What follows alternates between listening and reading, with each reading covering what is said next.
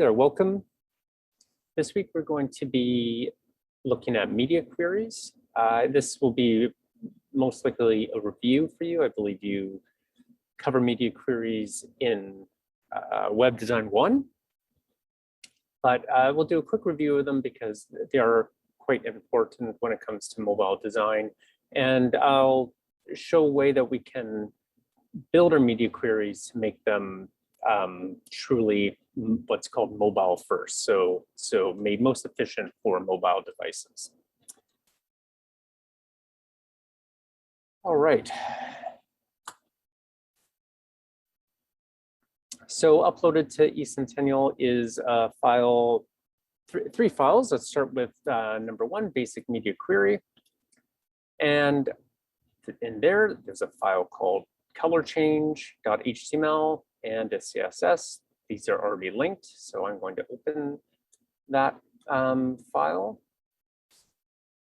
the HTML file in Chrome, and I'm going to open the where am I? There. Open the CSS file in my text editing software. This file is blank for now, and this file, we'll see the media query will only apply if the media type is screen and viewpoint is 599 pixels are wide or smaller. Resize the browser window to see the effect. So I resize the browser window and nothing is happening. And that's because we haven't built anything into our CSS yet. So let's get started. We're just going to add a bit of code here. I'm just going to start. I want to make the entire web page. So I'm going to target the body. I'm going to make the background a different color. So background color. And I'm going to make it pink.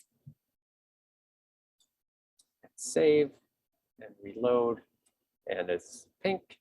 So we know that the CSS file is indeed informing this HTML document. So great. Now it's pink all the time because there is nothing telling it not to be pink all the time. So let's build our media query. With media queries, we start with the @ symbol. And it's @media, all one word, no space. So @media. First, we're going to tell we have to choose essentially what the device is, what the media is. In this case, and the most common one really that you probably work with is the screen, the size of, we're looking at the size of the screen to change the CSS. So based on the size of the screen, so the media is the screen. Oops. But there are you can do other media as well. I believe there's screen reader, and I believe there's printer as well. So if you've ever gone to a website and you're looking, and often it's a recipe, you want to print out a recipe, you're on the website, it's got banner ads, it's got lots of, maybe images on the page. And then when you print it, sometimes if they've used media query for the printer, the output that you get from the printer looks very different from the screen.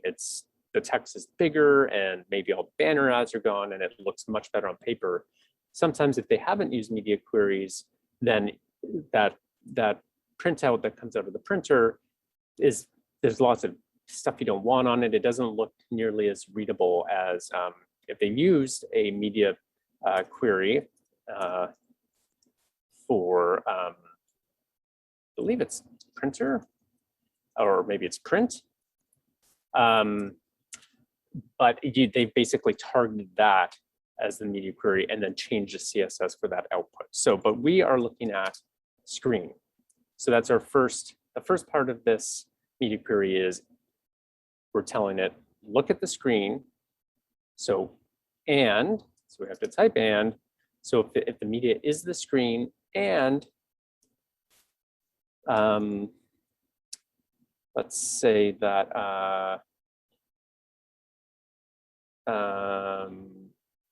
now what do we want to do? The minimum width of that screen is 599 pixels in this case. We want to change and introduce some new CSS. So we do the curly brackets. So the media query is made up sort of two components. There's two statements that need to be true. It has to be the screen, and the screen has to have be at least 599 pixels. Actually, I'm going to change this for now. I'm going to make that max. So 0 up to 599 pixels. If that's the case, so if the maximum width is 599 pixels, then introduce this CSS. And in this case, we're going to change what we've written up above to background, background color, light green. So, oops. Just wanted to indent that. So, just a couple things to note. So again, we've introduced, there's two variables that have to be true. It has to be the screen, and the maximum width of that screen is 599 pixels. So that means if the screen is 0 to 599 pixels wide, then we put a curly bracket here, then we write our CSS as we normally would with its own curly brackets, targeting the body, changing background color, and then the closing curly brackets. We just have to remember this extra set of brackets there. So save that, return here, reload. Of course, nothing has changed because the maximum width of my screen is greater than 599 pixels. It's not until it gets shrunk down. So it's basically green until 600 pixels, which I'm not, oh, sorry, pink until 600 pixels. And then right where that must be 600 pixels. And then we've gone to 599 pixels. And then this CSS gets applied.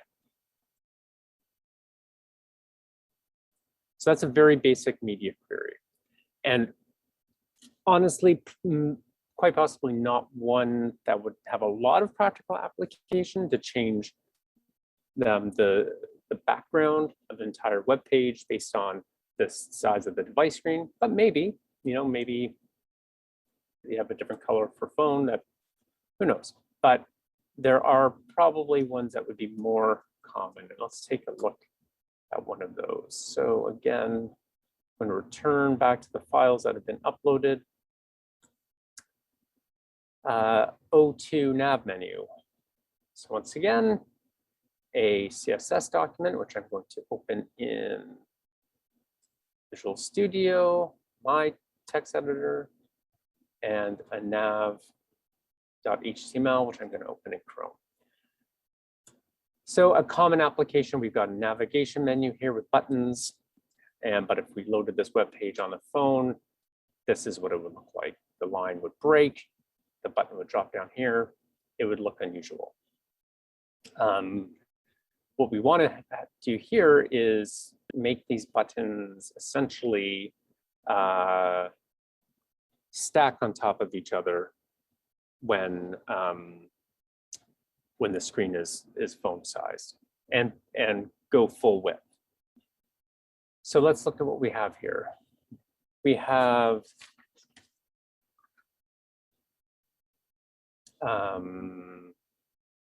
top nav. I'm not really worried about that. I'm not even really worried about the hover.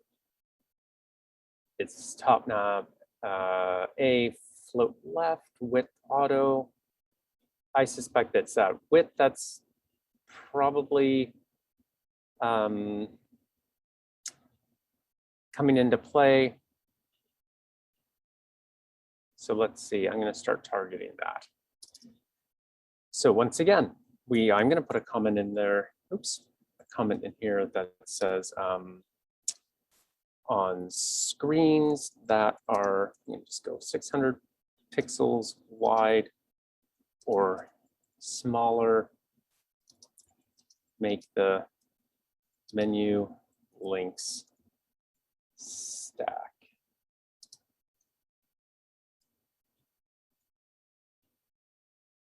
So once again, at media, our media is the screen, and the maximum width that we want this to display at is 600 pixels. Curly bracket, and here we're going to put in our CSS. So it's this top nav A is the class, top nav, and then top nav is the class, anchor is the specific tag, so being more specific in this declaration, which is good. Top nav A, what did I say? I suspect width. We don't want that to be auto. I'm going to force that to be 100% and see what happens.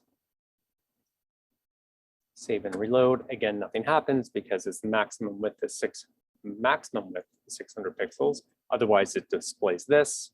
But when I shrink down and we hit, and there we go. That one was actually quite easy. I would, might want to, that looks a little odd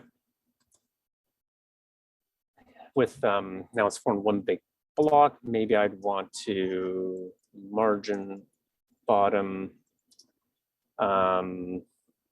let's say 1 pixel, white, and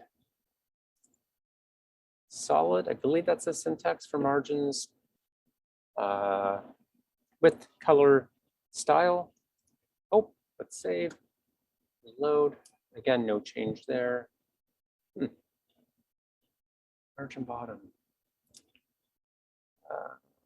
Length.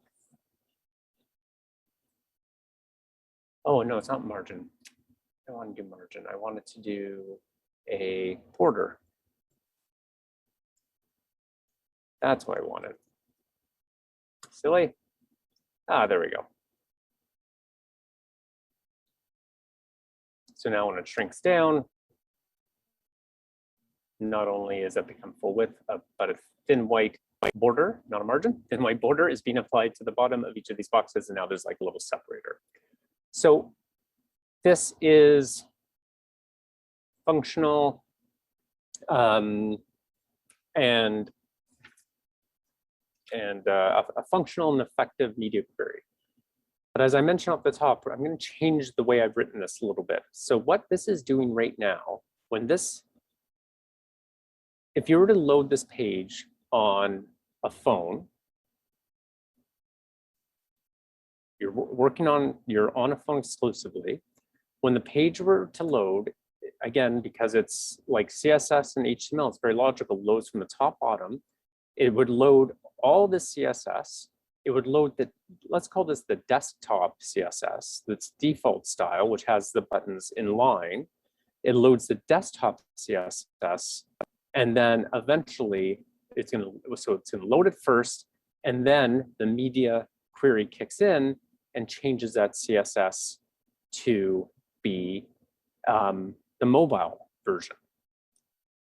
So by its very definition, this media query is not mobile first. What we want to do, because with phones and devices, we're very sensitive to load times. And if you had the page filled with media queries, which would not be uncommon to make a website truly responsive for the phone, it would be happening, maybe dozens of times that it's loading the desktop CSS and then rewriting it for the phone. We want to, with mobile devices in particular and data, we want the mobile CSS to be the default CSS that loads.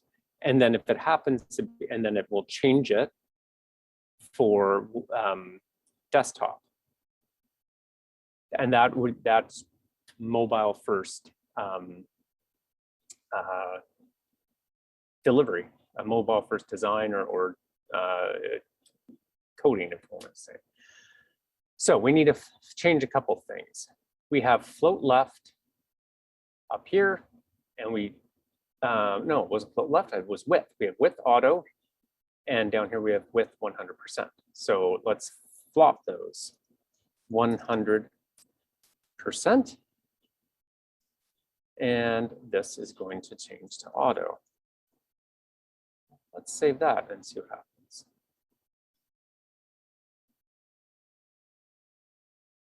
So it's the opposite.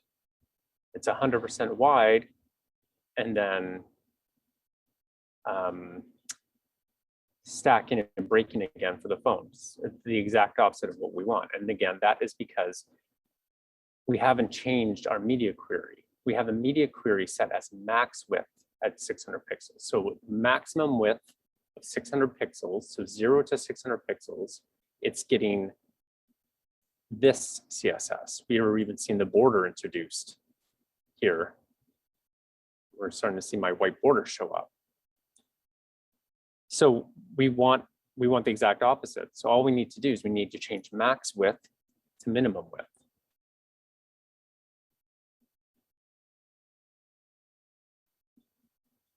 And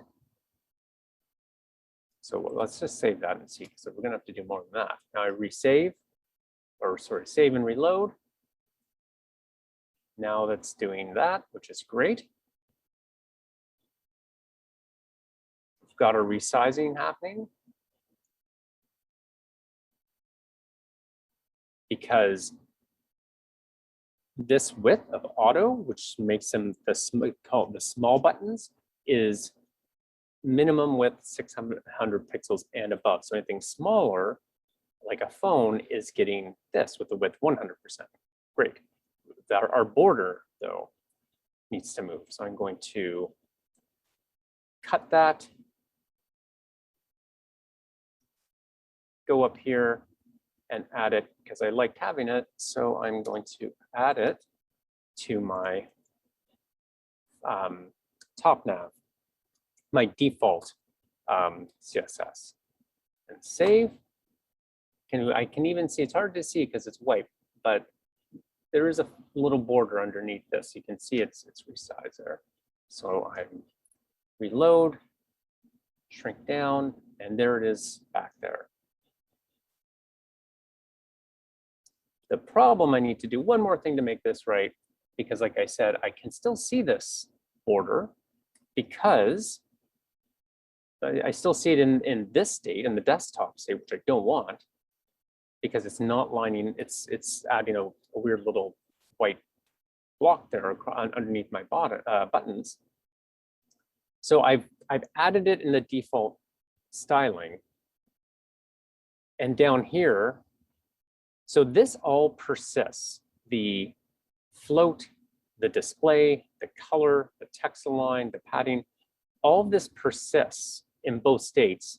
This, unless I purposely make a change here in my media query, then it overrides whatever is up here. But I've only overridden the width of my button from 100% to auto. I didn't override this border bottom, it's still there. So what we need to do is border bottom none. Save and return. And now, very hard to see on my screen, but if you're following along, you'd see it on yours. That little border that was under this box and causing a little bump in my black or like dark gray bar here has now disappeared. So I've turned off that border, but then when I shrink my window down, this kicks back in and my border reappears. One more thing, just for housekeeping, in my comment, I have screens that are 600 pixels wide or smaller, make the menu link stack. So I need to go wide or larger make the menu links, I don't know, run horizontally. Should I spell horizontally right? Probably, close enough. So just, I'm gonna correct my comment there.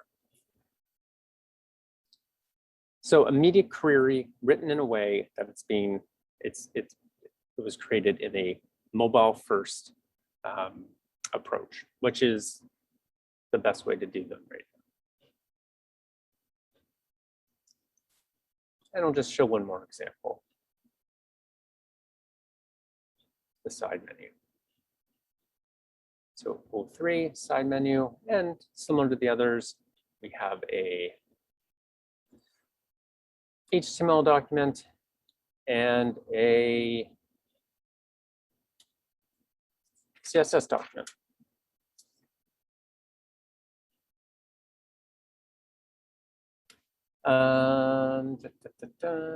Let's see what we have here. So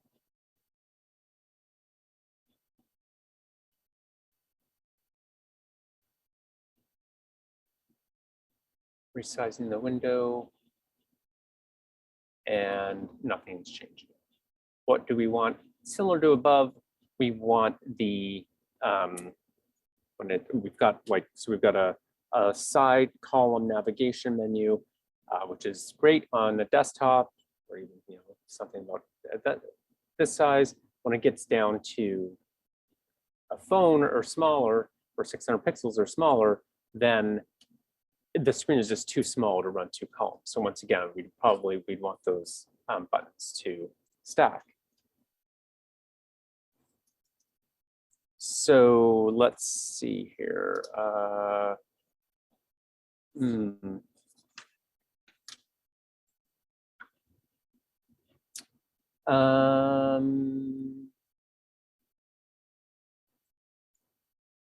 do we want to do? Move side menu. Let's say stack side menu when screen is 600 pixels or smaller.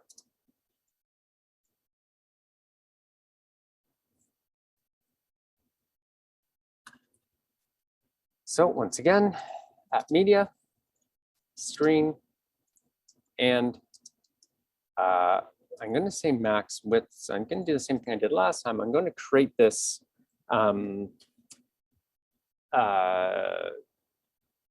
desktop first and then switch it after. It's tough. I mean, it can be tough coding because we're coding and building on laptops and desktops. It can be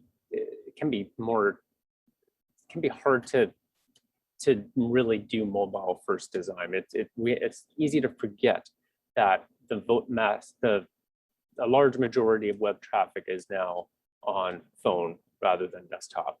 The tools that we use to create are desktops and laptops. So, it's common to kind of get that sorted out first. Ideally, we'd probably start with the phone right off the bat. And I think it's important to try to remember to do that. But in this case, just again, for illustration purposes, I'm going to do the desktop version first, which the desktop version is already done. And then I'm going to flip it to the mobile first version. So let's see, media screen and max width is just 600 pixels. So this is what's going to happen for everything 600 pixels and below. Let's see what we've got here. Left sidebar, float is left and width is 200. So this is obviously the left sidebar. That looks like about 200 pixels to me. And it is indeed floating left. So this page was built with IDs and not classes. So we're going to start with the pound symbol. Actually, you know what I'm going to do? I'm just going to copy this so I don't have to retype it. Left sidebar. Float. Okay, well, I know I want to turn the float off. So float none. Let's start there. Save. Reload. Again, nothing happens, so I just shrink down.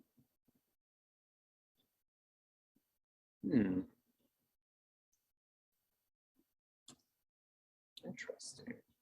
Still floating. Okay, I think this will take a little bit more investigation. Let's say width is auto, or do we do 100%? Let's do 100%, see what happens. Oops, jeez.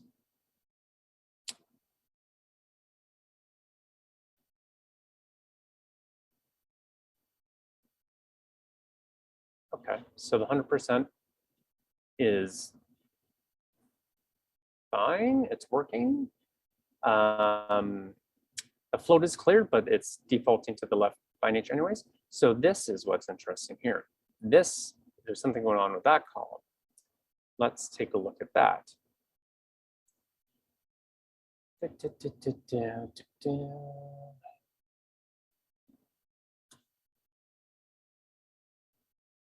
Main, probably, yeah, main margin left 216 pixels. Okay, so there's a margin left of 216 pixels applied to this text, pushing it off of that edge to accommodate that menu. Problem is, when window shrinks down, it's still moved over to accommodate that menu. So this is a good example of when we need to target two elements in our media query. So not only do we want the left sidebar to not float and be 100%, we want our main block of text to have, what was that, margin left, you could say none. That will basically turn this off, the 216 pixels. Let's hit save and reload. Again, nothing here, we shrink down. Main margin left.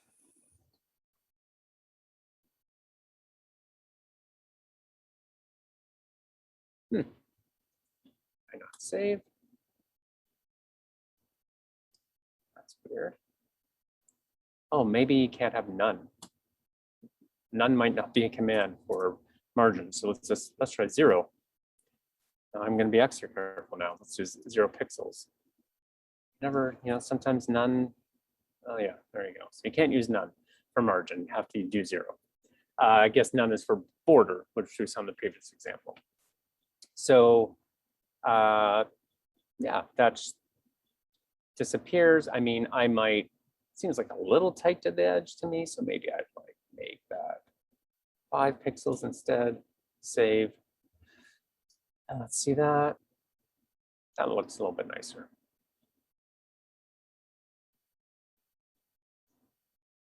I've just noticed in this text here too that it says the menu flow 480 pixels or wider. That's inaccurate because I'm doing 600, but that is really whatever you want to do in here. So once again, I built this, it's working, I like it, but it is loading the desktop CSS by default, and then the media query is changing it to the mobile CSS, and we want to flip that. So we need to do exactly that. What did we change? The left sidebar and the main left margin. So main left margin, we want it to be 5. And down here, should be, I believe it was 216. You have to remember, 216. The left sidebar, float left with 200, float none with 100%. So I'm going to do 200 pixels, and this is float left. Float none. I wonder if I need to have none, but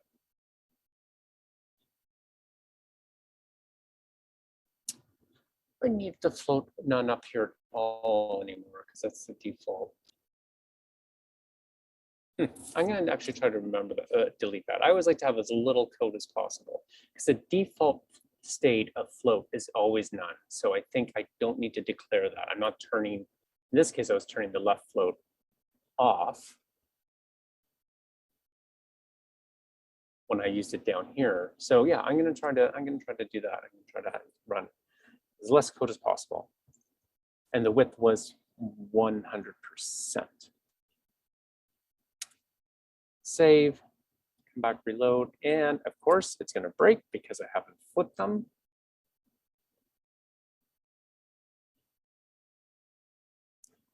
I flipped the CSS, but I didn't flip the media query. I still have it at max width. I want it to be min width. One last save, one last reload. And that looks good. Yeah, I don't need that opening float none declaration. I just need the left, which I like. I always like to streamline my code as much as possible. And everything's working. Last thing to do is to correct my comment here. Stack side menu when screen is 600 pixels or smaller, and that's not accurate anymore because that's the default state. Media query is moving. What's it doing? It's moving the nav menu to left hand column and push main content over to fit. You know, really, you can put whatever you want, or whatever makes sense to you. But so, because that's exactly what's happening. Again, this was an example of not only having the mobile CSS load by default, and then the desktop CSS be added with the media query.